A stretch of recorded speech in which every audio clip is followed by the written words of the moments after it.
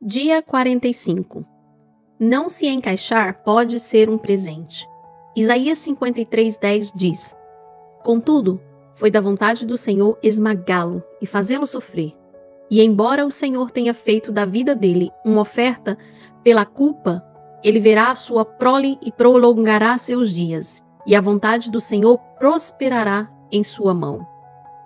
Fico pensando o que teria sido de Moisés, Esther, Daniel e Paulo se tivessem se encaixado. Por vezes, estar fora do padrão pode ser uma grande dádiva. Se José tivesse se encaixado perfeitamente em meio aos seus irmãos, não teria chegado a ser governador do Egito. Precisou ser desprezado, rejeitado e ridicularizado para, então, ser arremessado rumo ao seu destino. Tempos antes de lançar a plataforma de ensino Casa de Isabel, tentei fugir de todas as maneiras. Pensava não me encaixar naquele tipo de trabalho. Tinha medo da câmera, sentia-me desconfortável e não queria exposição. Houve muitos momentos nos quais disse a mim mesma: não vou conseguir. Chega, eu não quero isso.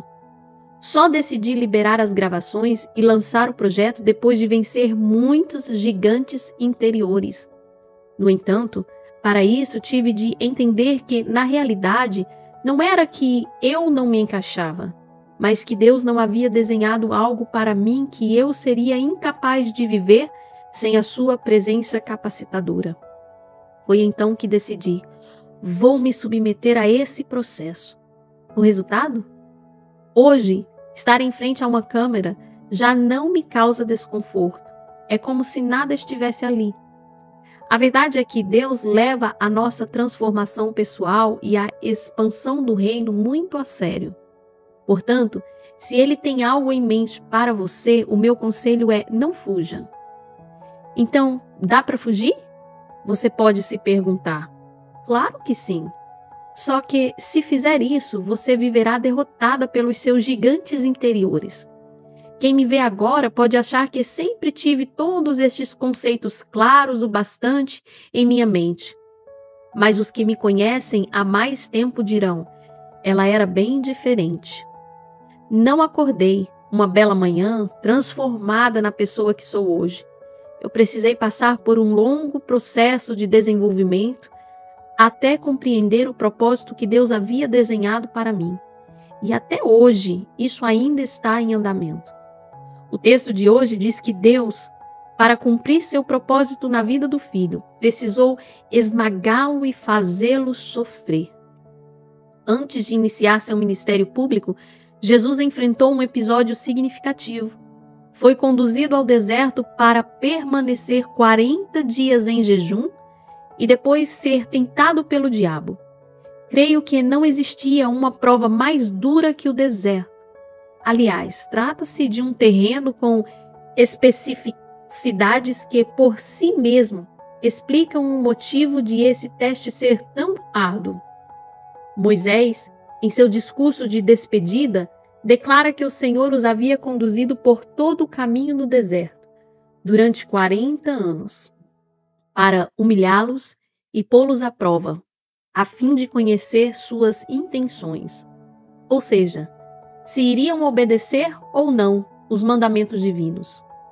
Isso quer dizer que o povo de Israel foi humilhado e padeceu para que Deus, em seguida, usasse aquela situação como uma oportunidade para sustentá-los e ensiná-los.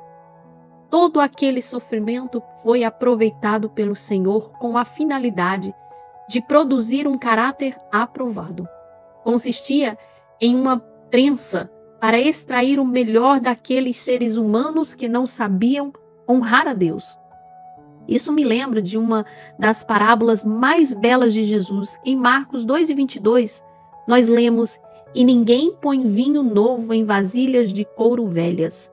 Se o fizer, o vinho rebentará as vasilhas, e tanto o vinho quanto as vasilhas se estragarão.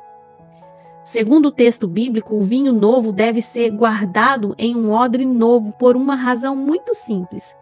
Este é capaz de expandir e preservar o conteúdo em condições apropriadas. Há pelo menos duas verdades aqui a serem destacadas. A primeira é que o vinho é produzido pelo esmagamento da uva. Caso você se deixe esmagar pelo processo de Deus a ponto de ser aprovada no teste do caráter, um novo vinho será produzido na sua vida. A segunda, porém, está relacionada à primeira. O novo vinho não se encaixa neste velho arcabouço. Por isso, você sofrerá uma sensação de deslocamento. Nesse momento, deverá tomar uma decisão: preservar a velha estrutura ou dar espaço à nova para poder expandir.